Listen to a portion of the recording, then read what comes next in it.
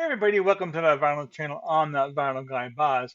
So this is going to be a response to a thread put up by JC, a good friend of mine, JC, over at the Flip Side. He is putting up a thread for lost classics of the 1990s. So he wants us to show some vinyl referencing lost classics of the 1990s. Of course, I went about this in my own way. I am huge into 45s. I have literally a ton of 45s from the 1990s. A lot of people don't realize they put out about 3 times as many 45s in the 1990s than they did LPs, and I have just a bunch of 45s. So I'm going to start. I'm going to go ahead and start this video with the year 1990. And so the criteria is going to be that it is a song that or a single that charted in 1990, but it may not necessarily have been released in 1990. So that's going to be the criteria for this. Also, before we get started, I also wanted to know that I bought a new shirt. Let me see if I can stand up here and show it to you. So I'd rather be at a record store. That is right. I would rather be at a record store. Recently, I've been to a couple of different record stores and picked up a bunch of used records, and I have videos waiting in the works to go ahead and show you those as well. But this video is going to be for JC. It's going to be for Lost Classics of the 1990s. Let's go and get started. Okay, so the first single I have here is going to be "It Takes Two." This is by Rod Stewart and Tina Turner. It's a cover of the original by Marvin Gaye and Kim Weston. They recorded their version in 1965. This version was released in 1990. It did not chart in the US, however, it did chart in the UK at number 5, but it's a very great song and it's an awesome single. And number 2 on my list is this 45 right here. So this here is going to be Tektronix, Pump Up the Jam. This was originally released in 1989, but it did not enter the charts until early 1990, peaking at number 2, but it is an awesome 1990 song. Again, Tektronix, Pump Up the Volume. Okay, and single number 3 is by Alana Miles. This here is Black Velvet, all about a Black Velvet Elvis painting, I believe. So this was her very first U.S. single. It was a massive hit for her, reaching all the way to number 1 in March of 1990. So Black Velvet is an amazing song. I actually have 2 versions by 2 different artists. So I don't know what the other artist is. I think it was also released in 1990, but I don't know whose was first. I think hers was actually first though. So, but it's a great song, and there you go. Okay, and coming at number 4, by the way, these are in no particular order, but this here is the Kentucky Headhunters. I love the Kentucky Headhunters. I think they are amazing band. They are tongue-in-cheek. I really like them a lot. Unfortunately, I do not have any LPs by them, but I have about 10, 12, 45s by them, so they are great. But this here is Dumas Walker. It was released as a single in January of 1990, and it reached number 15 on the U.S. country charts. So there you go. There's the Kentucky Headhunters and Dumas Walker. Okay, and this here, number 5 is Faith No More and their song Epic. This song was a breakthrough hit for the band. It's the second single off their 1985 album, The Real Thing. It entered Billboard of June of 1990 and it peaked at number 9. It's a great, great song. So there you go. It's Faith No More, Epic. Okay, at number 6, we have MC Hammer, You Can't Touch This. The single was released in September of 1990. It sampled the song Super Freak, which resulted in a lawsuit that MC Hammer lost. But it did peak at number 8 in the US. It's an awesome song. Again, that's MC Hammer, You Can't Touch This. Okay, next is going to be at number 7. I'm not sure if I mentioned it at the beginning of the video, but I have a total of 15 45s that I pulled out. So I'm going to be showing 15 of them.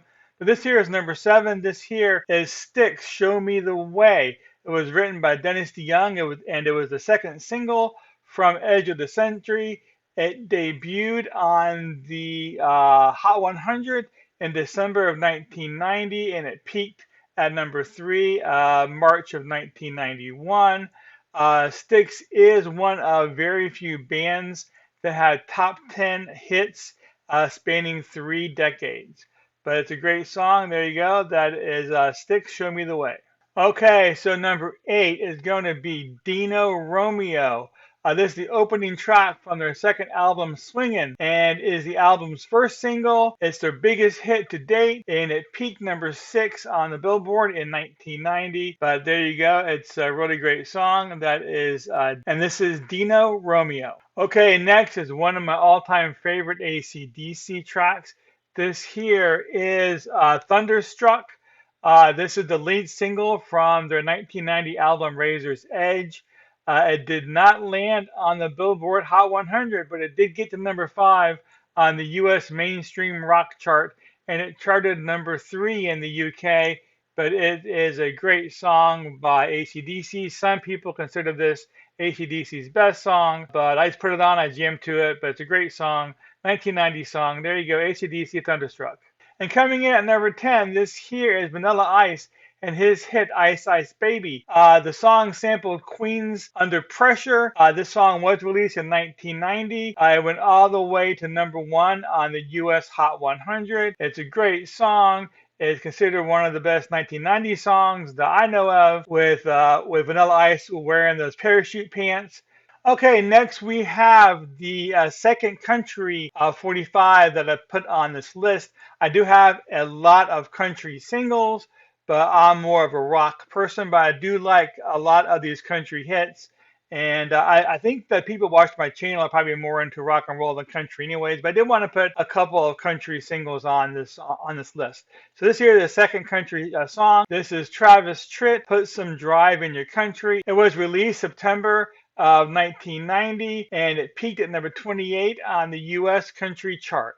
So it's a very awesome song. Again, Travis Tritt, Put Some Drive in Your Country. Okay, so now we're getting down to the last 4 singles. So this here is number 12. This is Damn Yankees, High Enough. This is the first single from the Damn Yankees debut album, which was released in 1990. Damn Yankees was formed by Jack Blades from Night Ranger, Tommy Shaw from Styx, and Ted Nugent. There was also a drummer as well, but his name I can never recall. This single actually entered the Billboard charts in 1990, and it peaked at number 3 in 1991.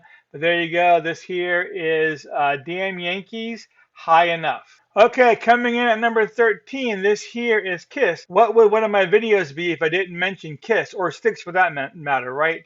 But this here is a Kiss single. This is Forever. It was from their 1989 album, Hot in the Shade. But this entered the Billboard in 1990. And let's see, it peaked at number 8. But it's a great song. It's a great album. Again, this here is Kiss Forever. Okay, so this here is number 14. And it's also a pretty interesting entry on this list because this single was released in 1992 as well as their album in 1992. However, this song appeared on the 1990 soundtrack Pretty Woman. Since it did, and the song did not chart at all, at least not in the US. So since the song did appear originally in 1990 on the Pretty Woman soundtrack, I'm going to go ahead and include it on the list of the 1990 songs. But this here again is Go West, King of Wishful Thinking. It's an amazing song. Okay, number 15, last but not least, we have Calloway, I Want to Be Rich. Originally released in 1989, but it did not chart until 1990, where it peaked at number 2 on the Billboard Hot 100. It is an awesome song. I also have a 12-inch single of this that has extended mixes on it. This is a song that I pull out and play at least 3 or 4 or 5 times a year. But it's a song that I have not heard outside the house in quite a while, so that's why it ended up on this Lost Classics list. But I do enjoy this song a lot. It's a great song. Again, this is Calloway, I Want to Be Rich. Okay, I do want to go ahead and thank JC over at The Flip Side for hosting this thread. My goal is to put up another video in another week or two showing singles from 1991 and maybe going through the entire decade of 1990. We'll see. But I do want to thank everybody for being here today, and I'll see you all next time.